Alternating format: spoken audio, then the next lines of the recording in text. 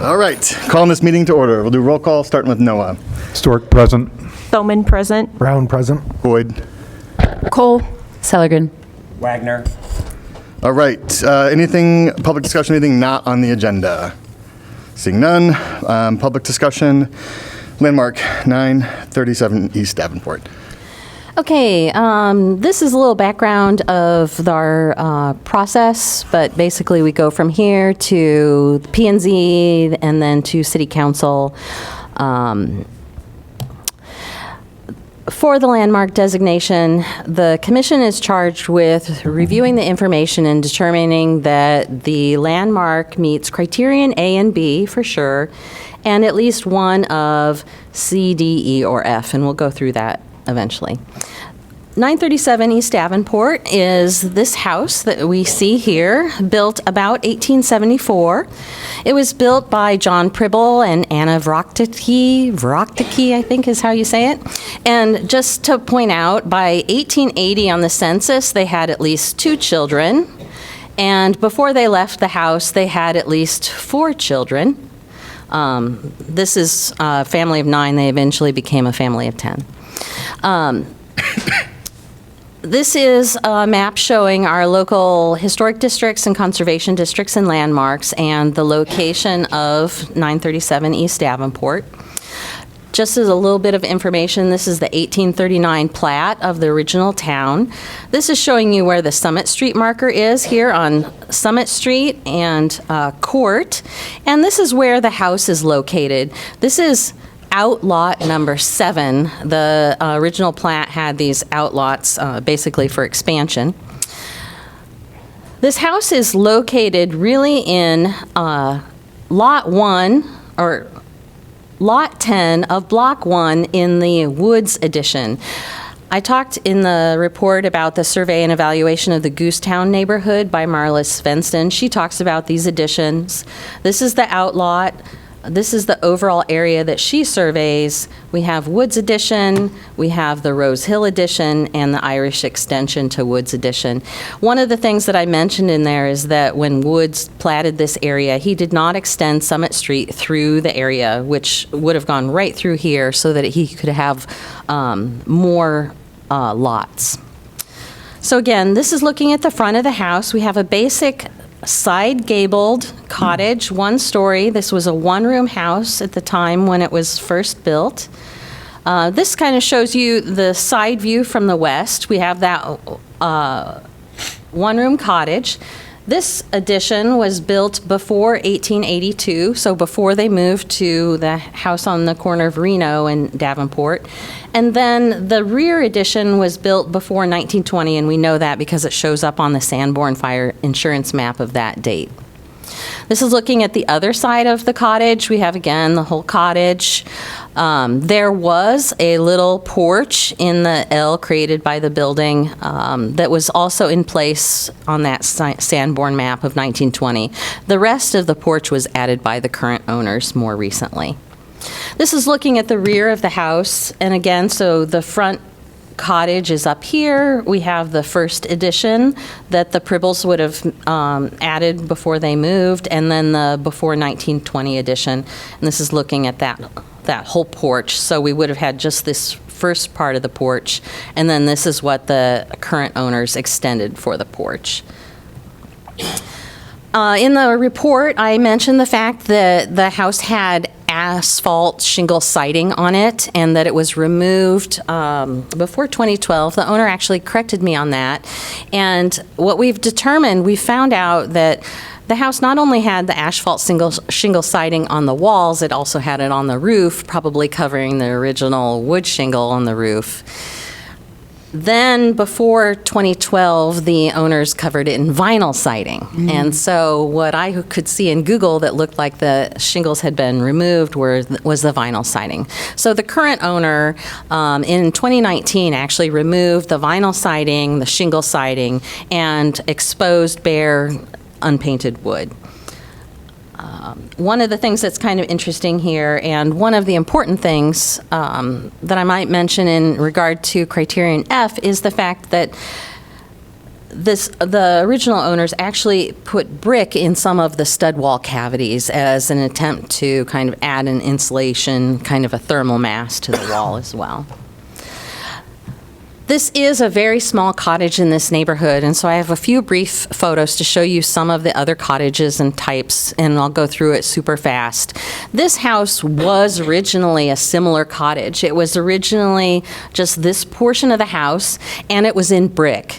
It also shows up on the 1868 bird's eye view of Iowa City, and so in some respects, this house could have been really important. It's not only been added to extensively. This is a modern ranch-style window that was added here. This was a porch that was added on and then enclosed, and further additions, and then all of the brick was also covered in vinyl siding. So this house might have been an important house in the neighborhood too, but it is not intact. This is another type of cottage that was really big in that time period. It is the front gabled one-room cottage. This one's been slightly added to, but was generally intact and considered also eligible for landmarking, but it was also demolished in 2019. Here's another little one-room side gabled cottage. This one's later in 1909, and it shows a few elements that are a little bit more like a Queen Anne kind of style. So it's a little bit more fashionable, like the clipped corner and some of the porch details. Another type that was important in this area is the front gable and wing one story. This one's been altered. This window is not original at all, and this porch has been enclosed as well. But that was also an important type. All of these, except for those one-room cottages, are bigger. This is probably one of the earliest houses in the neighborhood, but it's been significantly altered. It also shows up on the 1868 bird's eye view. This has had all of the siding replaced. The porch was added in 1976. It did not have a porch originally, and so it's been altered. And then we have a couple, along with that, slightly larger 1.5-story homes. This one happens to be right next door to the potential landmark property, but it has replacement siding and other changes as well. This house is the only other one in the neighborhood that's really very intact. It's at 943 East Davenport Street. It was built about 1890 or earlier, and it has all of its original siding and windows and stuff, but it has had a demolition notice on it for a few months now, so it's expected to come down at any time. And finally, this is just another example of a 1.5-story side gabled cottage, but again, this one's been heavily altered. There's been changes to all the porch, the siding and windows and roof. None of this is original. So part of what we have here is a small one-room cottage that really represents some of the history that we saw in this area. Marla Svensson talked about kind of this semi-agrarian culture where they had these long lots. They could farm in the neighborhood on their land. They could have, vegetables and animals and all this kind of thing. This house really represents that. And so in staff's opinion, we meet criterion A because it's a representative of that Goosetown history. It also is in the original location, has its original siding. Its footprint hasn't changed except for the porch extension since 1920. And so it could be considered intact as well enough to meet criterion B. When we get to C, events, this is where I think we really have to look at it as a very prime example, one of the few remaining intact examples of that small cottage for that Goosetown history. So it's kind of adding to what we have with criterion A as being recognizable in our history, but it really, because of the fact that there are so few of them, there's so much demolition pressure for these small cottages in this neighborhood, that's why staff does feel that it also meets criterion C. I talked in the staff report about the fact that while we know the owners, we know the original owners and some of the other owners since then, none of them are really important enough to our community or in their occupations to really make it eligible for criterion D, which has to be this association with different people. For both E and F, there is the opportunity for the commission, if you would like to add them. Staff did not feel, because of some of the changes that did occur to the cottage, that it really met the criteria for E. E is all about the architecture. And there have been some changes, such as the porch addition. We have a metal roof. It originally had wood shingles.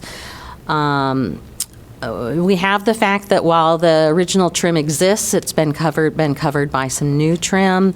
So I think that while this house could potentially eventually meet criterion E, it does not currently. For F typically relates to archaeology, and I reached out to an archaeologist this week, and they think that this is exactly that kind of area where it could be useful because it has not been regraded. These people and these children would have lived outside because of the house being so small, and so a yard like this actually could yield archaeological information. And so if the commission wanted to add F to the criterion which this would be eligible for, that could be supported. All right. So we have a recommended motion. Great. Let's see if there's any public comment. Any public comment? All right. And then let's get this motion on the floor, and then we can discuss if we want to add one of the others. Does that work? Yep. Seliger and I move to approve the designation of 937 East Davenport Street, John and Anna Rockticky Pribble Cottage as an Iowa City historic landmark based on the following criteria for local designation, criteria A, B, and C. Do we have a Wagner, second. Jessica, could you just go back to that slide that shows us these? Do we feel like other folks we need to? Well, first of all, do we have a majority that want to add E or F? Right, those are probably the ones we would add. I would add F, definitely. I would add F too. Okay, so we've got a motion on the floor. Jordan, do you want to amend to include F? Yep. Amending to include F. And Frank, your second. I second it, yes. Okay. All right. Any discussion? All right. So the motion on the floor is this plus criteria F that we've added. All right. All in favor, say aye. Aye. Any opposed? None. Motion carries. Great. Thank you. All right. On to the city park pool discussion. I think Julie is going to present, and then we've got some folks who asked us last month to present. If we could try to keep these presentations to like 5 minutes or so, that way we've got some time to discuss and maybe ask some follow-up questions. Does that work for everybody? I will try my best. Okay, appreciate it. And please stop me if I go into a topic you really don't want me to talk about. My main goal tonight is to let you know where we're at in the process so you understand the timeline. That's also why I gave you the executive summary report. That is in the council packet that went out today as well. But what I'll do is just give you a quick rundown on how we got here. This is a larger recreation master plan that we're looking at. City Park Pool is one part of that larger master plan. It's a 10-year vision, and with the vision, it's vision and direction setting. It's not a binding plan, just like our park master plan back from 2016. It provides the vision, and each year as we go through the capital improvement budget process, that's where the council funds the various projects that we move forward with those. So with that, City Park Pool is in there, and we'll talk about those recommendations, but a whole nother process is yet to come, probably in the year 2024, for the actual design. The council is not approving any sort of design of the pool next week.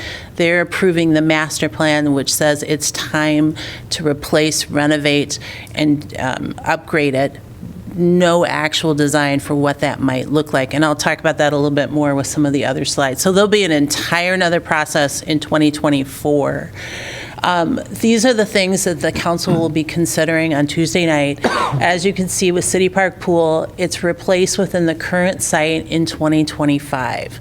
Whether that ends up being the same shape of pool, whether it ends up being a different mix of depths of water, the fence line would stay the same, the trees, the aesthetic of the building, probably a new building though, but the aesthetics meant to be the same.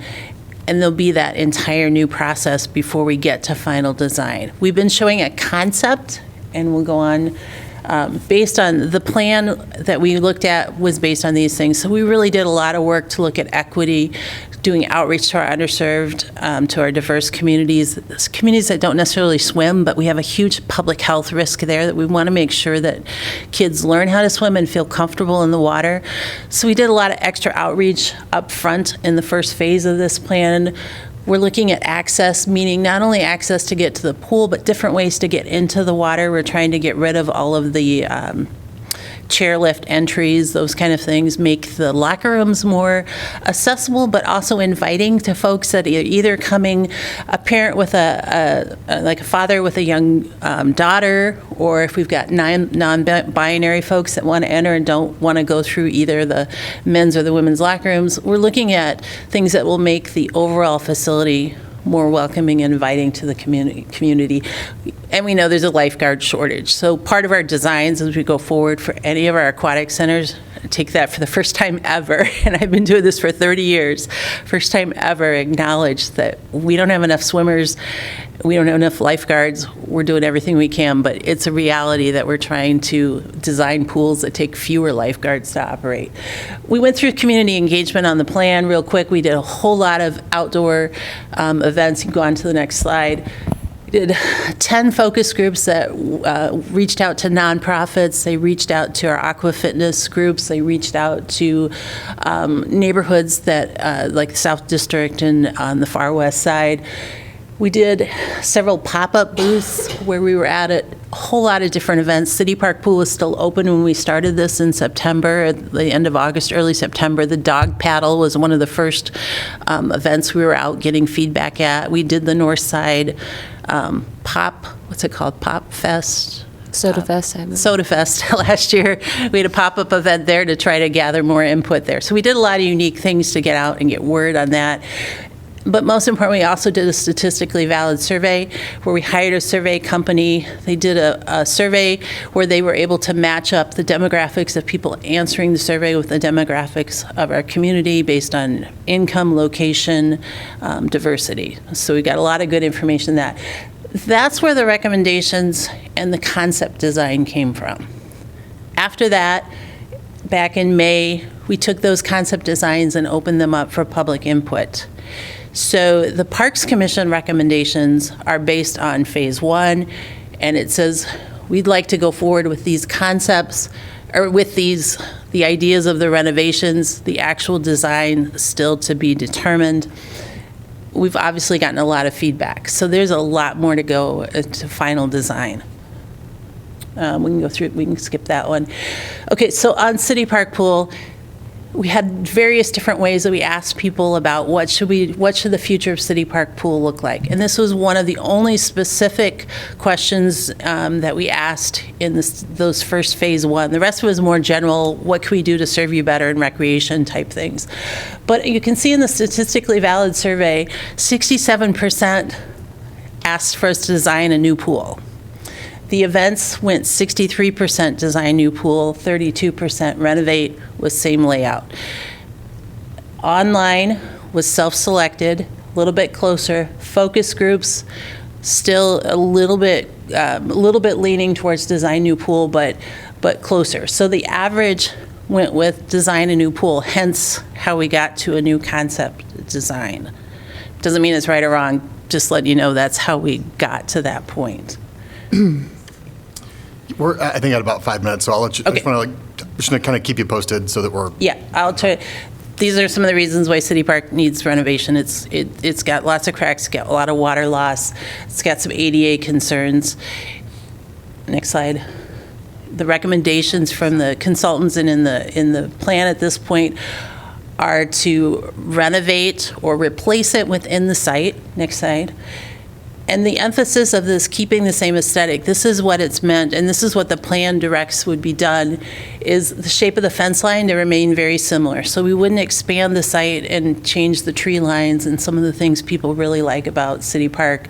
The pool shape could be rectangular. It could be any shape at this point. But we're saying we want to do it within the bounds of the current facility.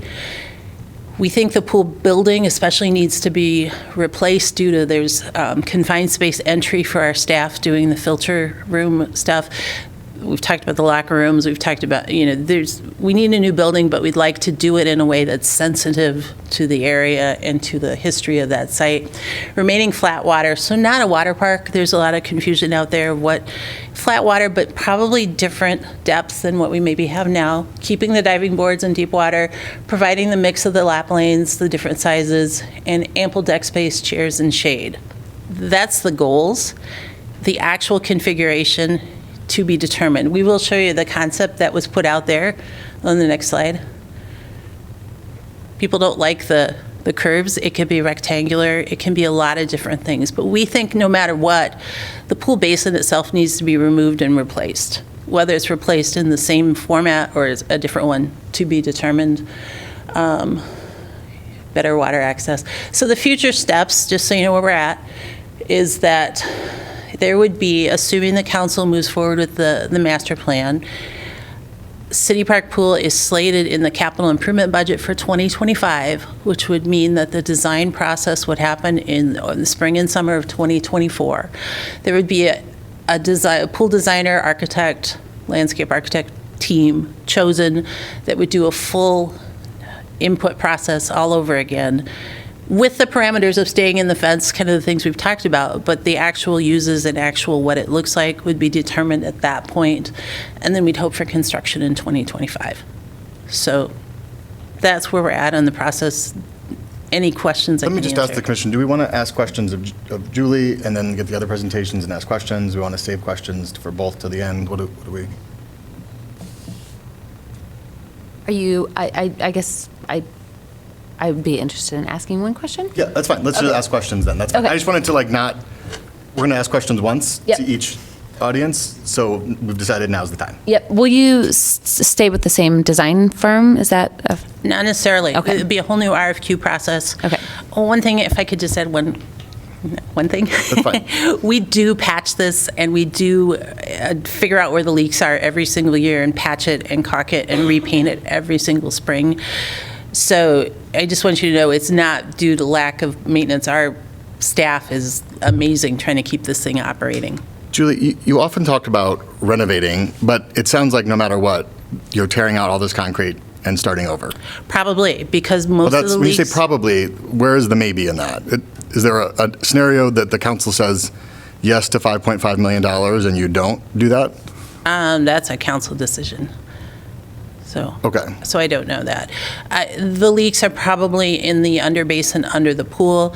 I don't know of any way that we could fix it and limp along for more than a few years without, we could keep trying to do that. In the end, the recommendation would be to give us a new structure that lasts for the 50 or 70 years again, so. is it a possibility that the shape of the pool can be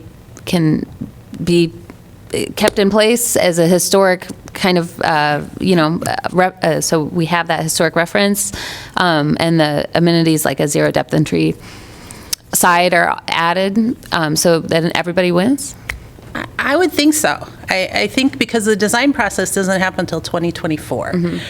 I would say that the things that I look at it aesthetically, it's a flat water pool, so there's no water park type features. Can do that. Except for a current. Maybe. Yeah, that does show in the concept plan. Not a lazy river, though. So it could be a similar shape, but part of what we try to do with our climate action goals is reduce the number of the cubic feet of water that's in here. So we've got a really huge diving well that doesn't really get fully used. So if there's a way to keep it the shape or flat water, not have it be so deep everywhere, that would be helpful. So those are the kind of design decisions that are yet to come. Julie, my question, you talk about climate change a lot around this, but I haven't heard any discussion about the demolition waste that would be added. Mm-hmm.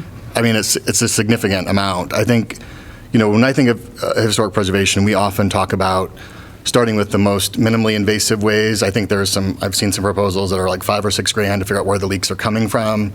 It seems like there is a lot of desire to keep the existing pool layout and ways to do the way that we think of things in terms of historic preservation, and that before you add, we care deeply about demolition waste. It's part of our, and to find opportunities to find those, take a little bit of money, $5, $6 grand, $10 grand, to figure out if there is a roadmap to not have to spend $5.5 million on a new pool. So let me clarify that. So the report, the engineering part of that was beyond the scope of that consultant. So that's why it's in the report like that. That is actually part of what we do every spring trying to get this thing open. As we close it down, we figure out where the leaks are, we figure out where the pool shell needs to be repaired.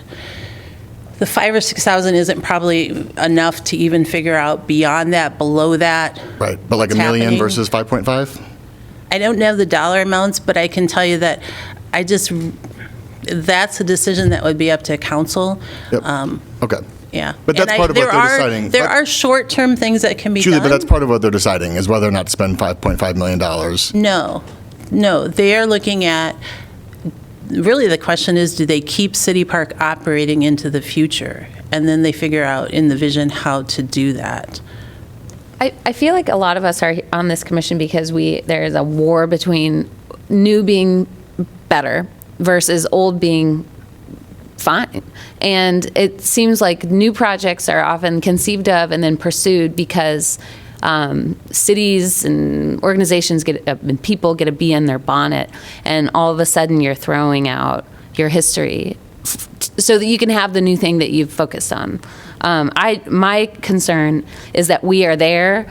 The city is there. The people who've been surveyed are there. They want something new, like they want a new kitchen, or they want new siding, or they, whatever.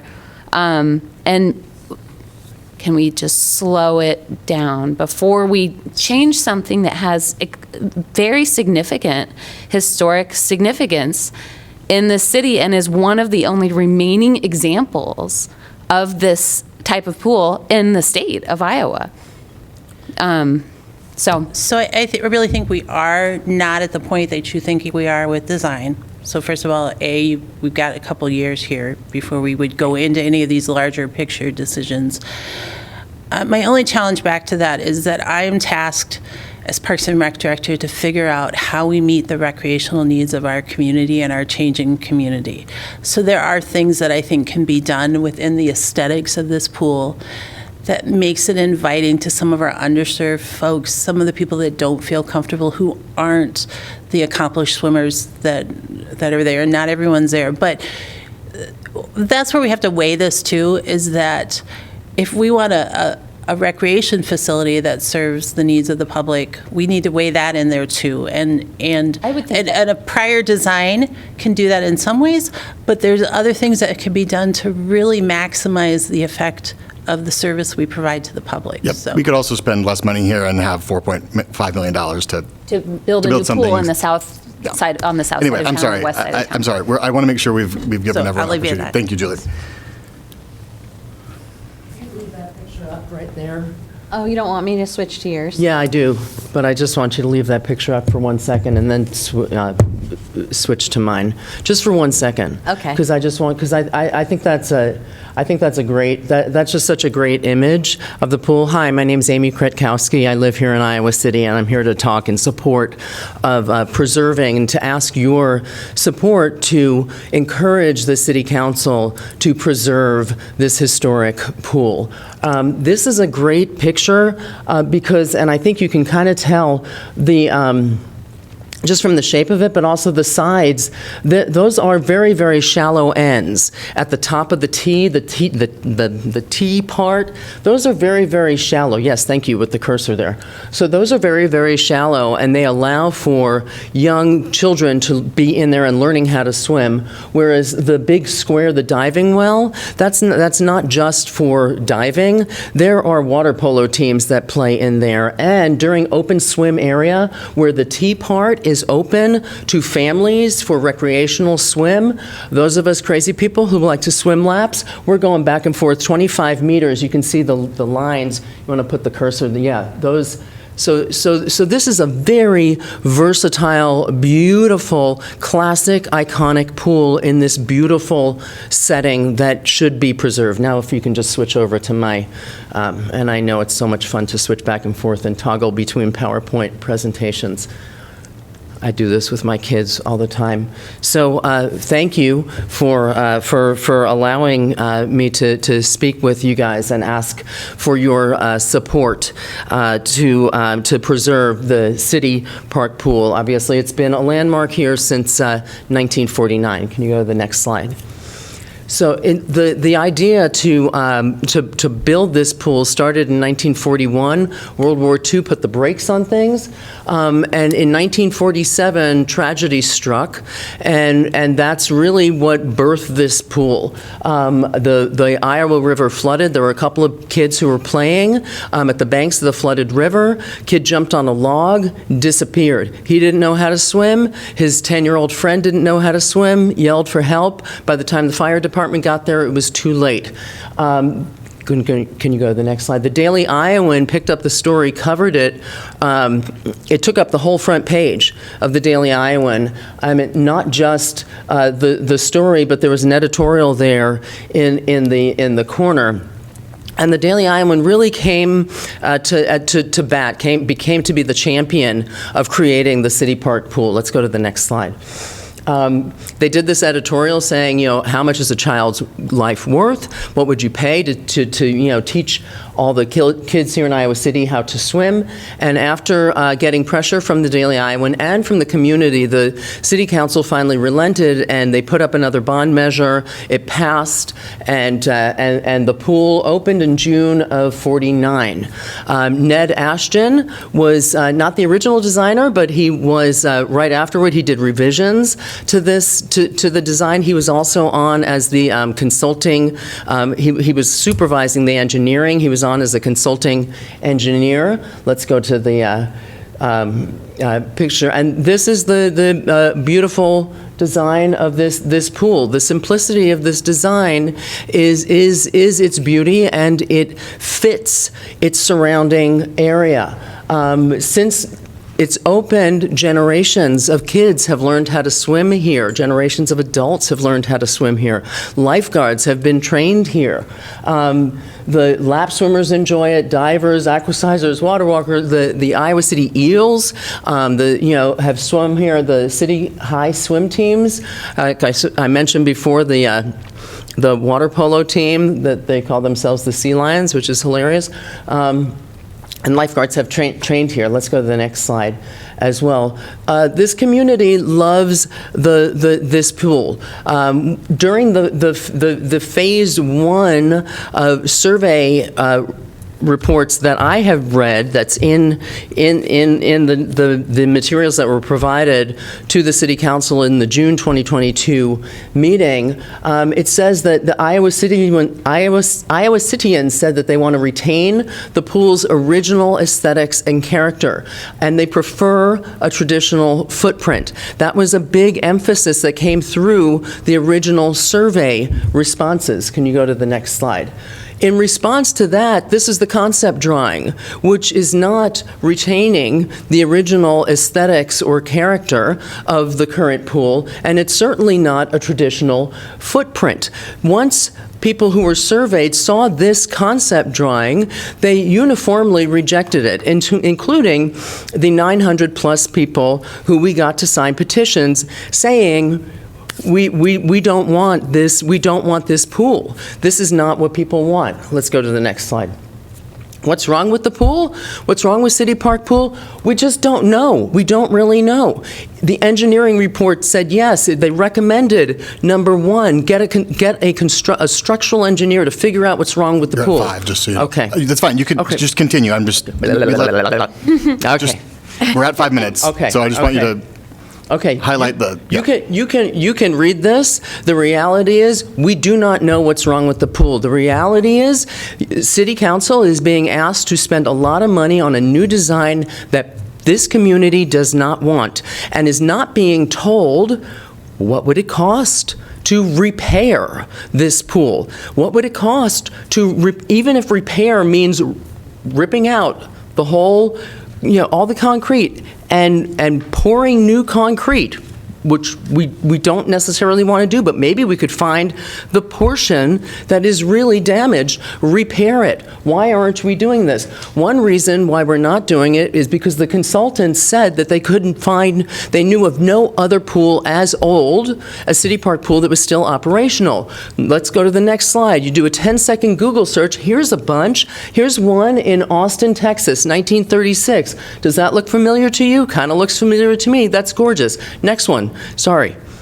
McCarran Pool, my personal favorite in Brooklyn, 1936, older, still operational. Okay, I will shut up. Let's say one more thing if you need it, otherwise let's... Okay. Decorah? Yep. Next slide.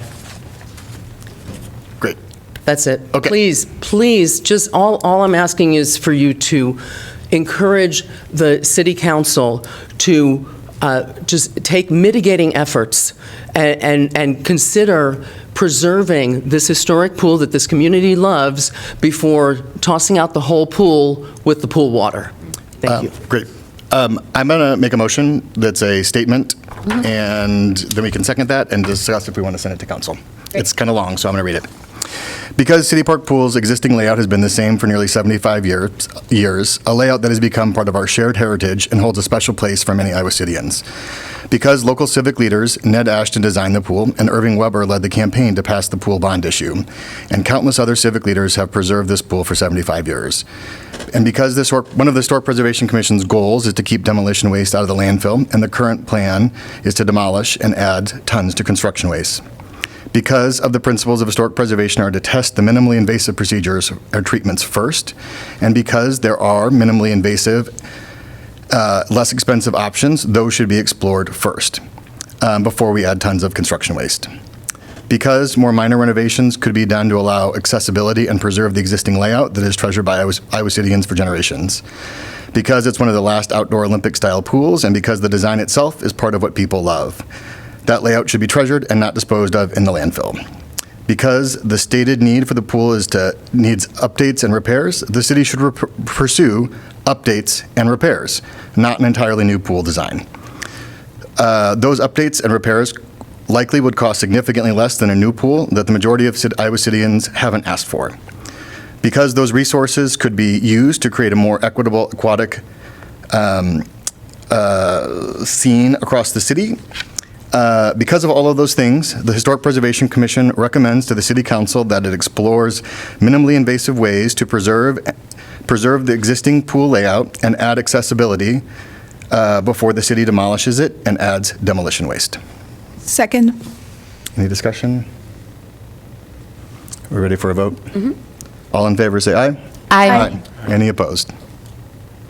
Motion carries. Could you clarify whether you mean the pool basin and the bathhouse, or the whole thing, or one or the other? Could you just clarify that? I was talking about the pool basin. I don't. Yeah, for me, I think that's, the bathhouse, I think, is negotiable. It's the pool that, Did anyone not think that I said that and said something different? Are we all? I just want to make sure that we're all clear that that was the basin we're talking about. yeah, I mean, you might make sure it's very clear. Okay, so I'm going to amend that to the existing pool basin. Explore preserving minimally ways to explore the existing pool basin. Yeah. Okay, second, and then all in favor still? Anyone opposed? Nope, okay. All right, that is our motion. So, yeah, if you want to defer the rest of the meeting till next month, you need to do that. Yep, I'm going to make a motion to defer the rest of the agenda items to the next meeting. Do I have a second? Wagner, second. All in favor, say aye. Aye. None opposed, motion carries. Move to adjourn. Second? Second, Carl Brown. All in favor, say aye. Aye. We are adjourned. Thank you, everybody.